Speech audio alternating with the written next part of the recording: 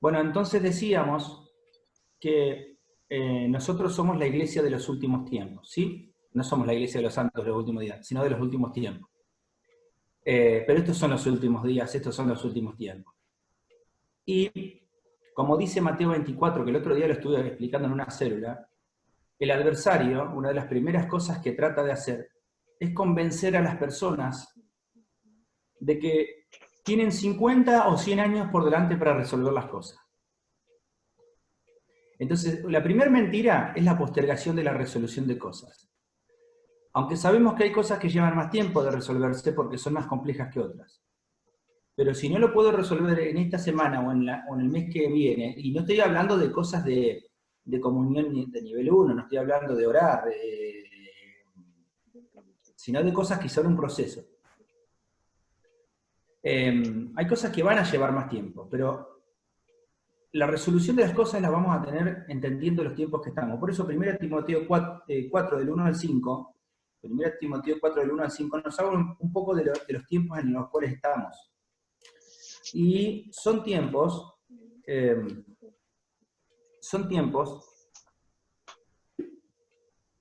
no son tiempos para asustarse. Lo primero que le estoy diciendo entonces al pueblo de Dios es que no se asuste. Porque la iglesia ha pasado tribulaciones, ha pasado dificultades, ha pasado persecuciones. Cuando hablo de la iglesia no hablo de los que simpatizan por las cosas de Dios, hablo por los que son miembros del cuerpo de Cristo, los que han puesto su fe en Jesucristo y la mantienen en Jesucristo. ¿Amén? Entonces, primero Timoteo 4, del 1 al 5, dice esto. Y esta es la base para poder detectar las principales estrategias del maligno, desarmarlas y no caer nosotros en esto, y poder rescatar a los que hayan caído, si ellos quieren. Dice, pero el Espíritu dice claramente que en los postreros tiempos algunos apostatarán de la fe escuchando a espíritus engañadores y a doctrina de demonios. Repito, el Espíritu dice claramente que en los postreros tiempos algunos apostatarán de la fe escuchando a espíritus engañadores y a doctrina de demonios. Prohibirán casarse y mandarán abstenerse de alimentos que Dios creó para que con acción de gracias participasen de ellos los creyentes y los que han conocido la verdad. Subrayo conocido la verdad. 4, porque todo lo que Dios creó es bueno y en nada es de desecharse si se toma con acción de gracias. Fíjense que la condicionante para que esto nos haga bien es la acción de gracias. Si uno agarra algo y niega su conciencia, como dije ayer en una reunión, bienaventurado el que no se condena a sí mismo en lo que aprueba. Hay cosas que no son malas de por sí, pero si uno los hace con una conciencia condenada, termina siendo malo. ¿Me explico? Porque todo lo que Dios creó es bueno y nada es de desecharse si se toma con acciones de gracia. Y versículo 5 dice, porque la palabra de Dios, porque por la palabra de Dios y por la oración es santificada. Entonces quiero que veamos un poco estos tiempos. Dice, pero el Espíritu dice claramente. Si el Espíritu lo dice claramente, ¿por qué entonces hay personas que los agarra por sorpresa a esta situación? Ustedes saben ustedes recuerdan cuántos meses y años veníamos hablando en la iglesia de prepararse para los últimos tiempos. Que algunos me tomaban como medio raro, medio apocalíptico, que les decía de poder entrenarse en oficios que no dependan de los empleos de las ciudades, por ejemplo, de poder aprender por medio de la alimentación a estar lo más sano posible. ¿Se acuerdan de eso? Bueno, eso era porque el Espíritu Santo lo venía diciendo claramente. Entonces hay una pregunta. Si el Espíritu habla claro, a veces ¿por qué no se lo escucha? La respuesta es porque las personas están muy nerviosas, porque están aturdidas, porque tienen la mente dividida. Ayer le explicaba a una persona y le decía que para avanzar tiene un emprendimiento la persona, entonces yo le decía, una de las cosas útiles es empaparse en el rubro donde vos querés desarrollarte laboralmente. Empaparte, ver videos, ver comentarios del tema, empaparte del tema. ¿Por qué? Porque si no, el cerebro va a tener un doble ánimo porque va a pensar, por un lado, quiero hacer este emprendimiento, pero por otro lado estoy pensando en otra cosa, en otra cosa, en otra cosa, y la mente dividida se llama afán. ¿Por qué estáis afanados? Dijo el Señor, y vienen a vuestro corazón esos pensamientos. Se lo dijo también a Pedro cuando se empezó a hundir. Entonces, el primer principio de estos tiempos, son tiempos donde el Espíritu habla claramente, al revés de lo que alguna gente estaba diciendo. Yo he escuchado ministros en estos tiempos decir y suponer que el Espíritu no habla con claridad. Pero el Espíritu habla con claridad. El tema es que nosotros tenemos que tener la percepción ordenada para poder escucharlo. Ahí estoy abriendo el micrófono con los hermanos que se van añadiendo de vuelta. Entonces, el Espíritu dice,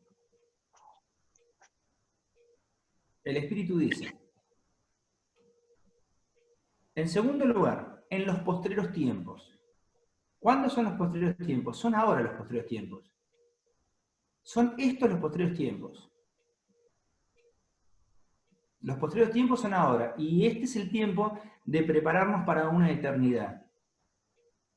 Lo que hizo Babilonia espiritual, los sistemas que andaban enloquecidos, corriendo de aquí para allá, apurados, con el materialismo en la cabeza, el ego en la otra parte, la presión por otro lado,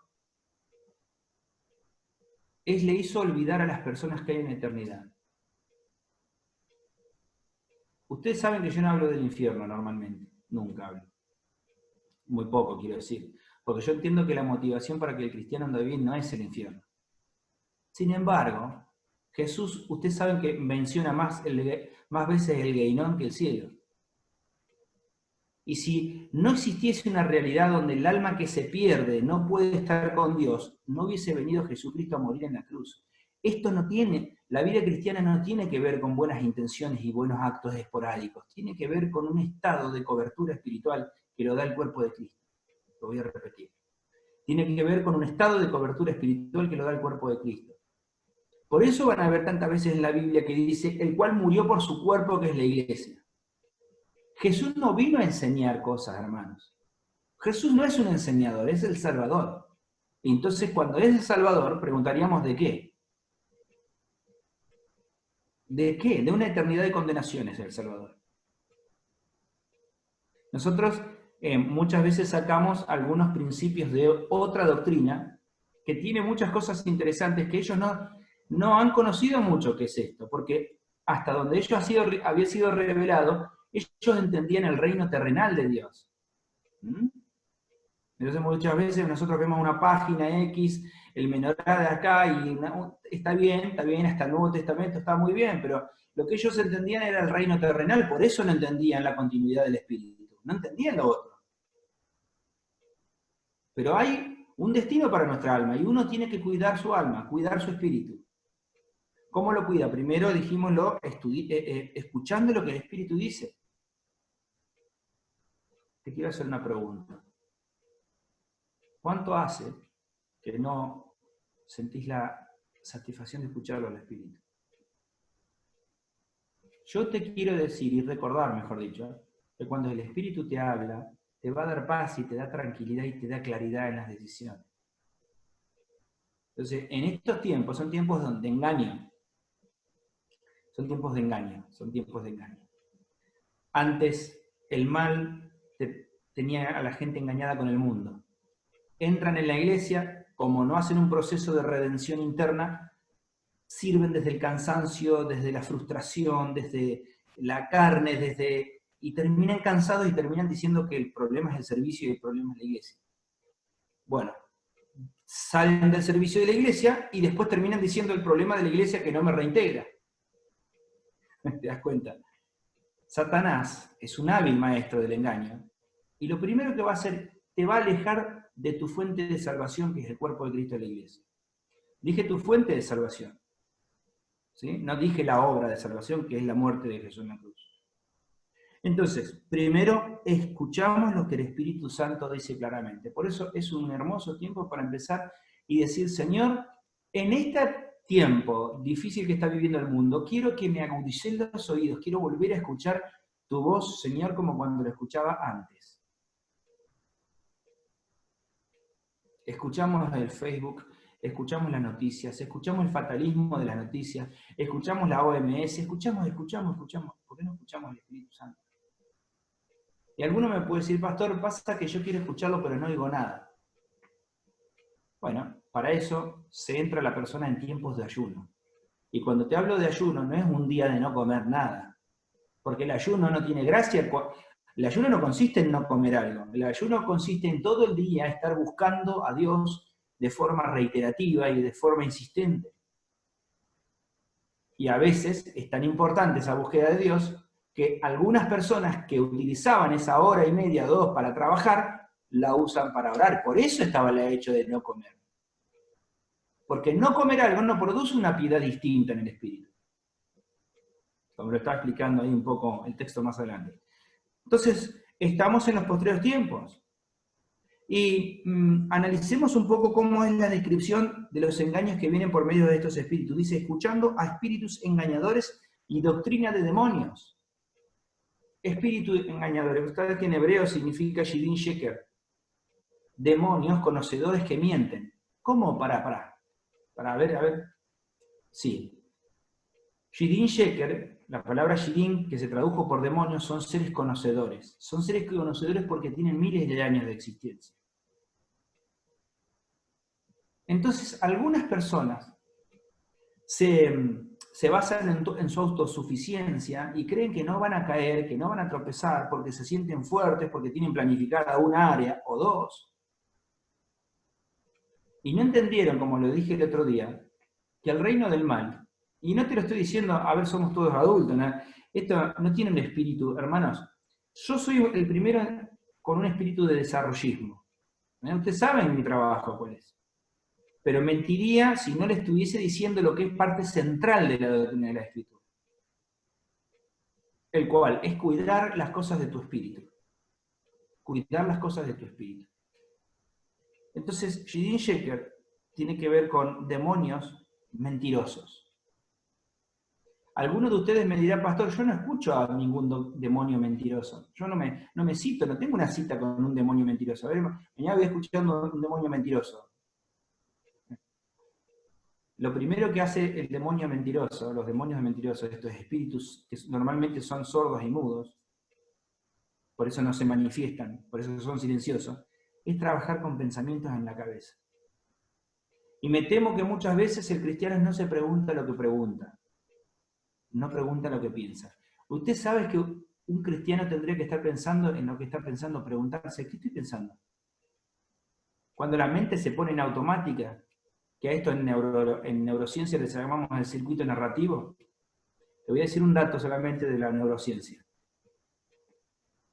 Cuando la mente empieza a funcionar en automático, va por una pista que se llama la pista del circuito narrativo. Y se piensa, en el pasado hay 4 aristas del circuito narrativo. Pasado, futuro, yo, los otros. ¿Sabés lo que no puede hacer una mente que está dentro del circuito narrativo? Empatizar. Empatizar. Se le hizo un estudio clínico a los psicópatas, al cerebro de los psicópatas, y sabés que se detectó que había una zona del cerebro que estaba bloqueada de la empatía. La empatía, ¿qué es? Es el reflejo natural de sentir lo que el que tengo enfrente siente.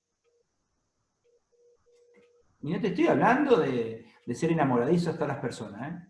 Te estoy hablando de poder directamente percibir mi realidad, pero también por el otro.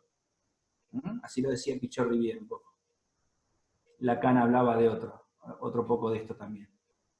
Entonces, personas que están comunicadas con el Espíritu Santo son personas que saben bloquear las doctrinas de demonios. ¿Por qué? Porque los demonios tienen doctrina. Te voy a decir una cosa. La gente, yo creo que los únicos que no tienen doctrina son los cristianos flojos a veces, porque, escúchenme, hasta los demonios tienen doctrina. No es la sana doctrina, pero es doctrina. Entonces, ¿cómo se define doctrina? ¿Qué es una doctrina? Son principios eslabonados que en unión llegan a una conclusión. Eso es una doctrina, lo voy a repetir. Principios eslabonados con una línea de coherencia que nos llevan a una macro conclusión, podríamos decir. Si dijéramos desde la neurociencia, diríamos a un sesgo cognoscitivo, a un ángulo.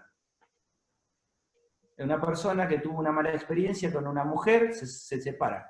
¿Y qué anda diciendo? Son todas las mujeres malas, son todas las mujeres malas, todas son unas engañadoras, son todas unas mentirosas.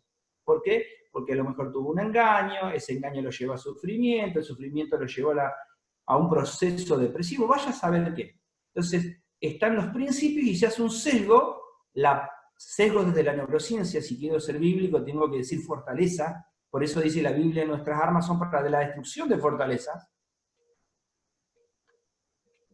Pero el cristiano poderoso es el cristiano que no ignora las maquinaciones del maligno, no las ignora. No quiero escuchar más eso que está en la palabra de Dios, no quiero escuchar más la iglesia. El ruido, el aturdimiento, ¿de dónde viene? ¿De qué reino viene, hermanos? Si Jesucristo es el príncipe de paz, lo que nos trae el aturdimiento, lo que nos separa del cuerpo de Cristo, lo que nos separa de la comunión con los hermanos, lo que nos separa del gozo, lo que nos separa del disfrutar de la alabanza, lo que nos separa de la claridad profética de los tiempos que vienen. ¿Qué es eso? Confusión. ¿Cómo se traduce la palabra confusión? Babel. La Babilonia espiritual, que es lo que dice en los últimos tiempos. Y hay un estado superior a este, que es el estado de la guía del Espíritu Santo, de la sabiduría de Dios. Y yo oro por ustedes y por cada uno que vea este video, que se le hacen abiertos los ojos del entendimiento, no los ojos de la ciencia del bien y el mal, que se le abrieron a Eva, que sola dijo, yo decidiré ahora lo que es bueno y malo. No, los ojos del entendimiento, para poder entender qué es lo provechoso para mi vida, para mi familia, para la comunidad, para la iglesia. Bueno, vamos a ponerlo en orden. Entonces, nos lleva esto a reflexionar y a hacernos una pregunta. ¿Qué capacidad tengo de darme cuenta cuando escucho un principio si viene del infierno o del cielo? Hacete esa pregunta y dejala anotada por ahí. ¿Qué capacidad tengo cuando escucho un principio de saber si viene del cielo o del infierno? ¿Sabés cuántos principios finitos en forma de piedad entran y nos terminan destruyendo a los seres queridos? ¿Te das cuenta? Gente que hizo el bien. Yo te pongo un ejemplo. Una persona va, hace el bien y alguien le devuelve con un mal. Viene alguien que aparentemente lo quiere ayudar, menos mal con esos ayudadores, ¿para qué nos vamos a dejar ayudar así? Pero nos vienen y nos dicen esto. Lo que pasa es que esto te pasó por ser demasiado bueno, no hubiese sido demasiado bueno. Primero te subió el ego, te hizo tener mayor concepto de vos mismo. ¿Sabés por qué? Porque a Jesús le dijeron maestro bueno, Jesús se dio vuelta y dijo, no me digas bueno porque no hay ningún ser humano bueno. Bueno es Dios. Oh. Entonces, nos suben el ego, pero ¿sabés? Al principio nos gusta eso. Soy demasiado bueno para la iglesia, soy demasiado bueno para servir, soy demasiado bueno para mis hermanos. Están muy mal los hermanos, están en mucho desorden, no es la vida que yo quiero. Todo eso. Al principio es un dulce. ¿Y después qué termina pasando con nosotros? Empezamos a tener poca fuerza de hacer el bien. ¿Sabes por qué tenemos poca fuerza de hacer el bien? Porque hemos creído que éramos demasiado buenos. Y creemos que estamos excedidos en hacer el bien. Baja nuestra capacidad de hacer el bien y se bloquea nuestra capacidad de hacer sedacá. La sedacá, que es la ayuda al prójimo, es la piedad en acción, que dijimos no es la bondad, es la benignidad, es cuando una persona es buena en actos. Entonces la persona deja de hacer esos actos buenos y deja de acumular bendiciones, protección y prosperidad. Es un plan maestro perfectamente hecho para que la persona termine siendo apóstata. Porque como lo dije el otro día que sonó un poco fuerte, Satanás no te quiere destruir. Al reino del mal no le sirven los cristianos muertos, hermano. Como un cordobés me había dicho en un campamento, yo creo que Dios me quiere matar. No, no te quiere matar. Ni Dios te quiere matar, obviamente es tu Padre Celestial, ni el diablo te quiere matar. ¿Qué quieren? Que apostates de la fe. Que lo que te dio resultado, lo que te hizo feliz, lo que te edificó, lo que te levantó del pozo de la desesperación. Y dice el Salmo, del lodo cenagoso, barro podrido, traducímoslo. Porque nuestra vida no era una vida de luz. No importa cuál haya sido tu procedencia, hermano. Yo en mi familia no puedo ver monstruos, no encuentro monstruos. Unos asesinos, unos tíos que mataron a alguien, no encuentro nada de eso. Pero ¿sabes qué? No necesito tener grandes cosas, grandes eventos en la historialidad familiar para darme cuenta que mi vida sin Jesucristo no es una vida limpia. No lo es. Nosotros necesitamos el Cordero de Dios que quita, presente continuo, que va quitando el pecado del mundo. Y no escuchar a estos espíritus de doctrinas de demonios, espíritus engañadores. En un momento cuando trabajaba con distintos grupos de varias iglesias, les enseñaba unas técnicas de cómo empezar a poder darse cuando un principio que se nos vino está conectado con otro, con otro, con otro. Siempre yo le digo, ¿a dónde te lleva ese principio? Sacá conclusiones de a dónde te lleva ese principio que entró. Te lleva a todo lo justo, todo lo puro, todo lo amable, toda virtud alguna, digno de alabanza, a fortalecerte en el servicio, en la fe, o te va debilitando. No recibas ningún principio de espíritu de demonio. Lo voy a decir de vuelta, no recibas ningún principio de espíritus de demonios. Y no los subestimes, porque tu inteligencia y la mía tiene la cantidad de años que nosotros tenemos, hermano. ¿Escuchás? Ellos tienen miles de años en esta guerra espiritual. Nosotros recién entramos. Imagínate, una persona que recién entró a una guerra a pelear con expertos que llevan hace 30 años en guerra. Entonces seamos iluminados, seamos sabios. Versículo 2 dice, por la hipocresía de mentirosos que teniendo cauterizada la conciencia. Ahí te das cuenta que hay una marca que hay que sacar. Cauterizada la conciencia. ¿Qué significa? Una vez un empresario me dijo, yo quisiera volver a mi familia, porque ese hombre se había metido en las drogas, era un hombre exitoso financieramente, se metió en las drogas, y dice, ¿sabés qué pasa, Adrián? Quiero volver a mi casa, pero siento que nada me mueve la aguja. Nada me mueve la aguja con mis hijos.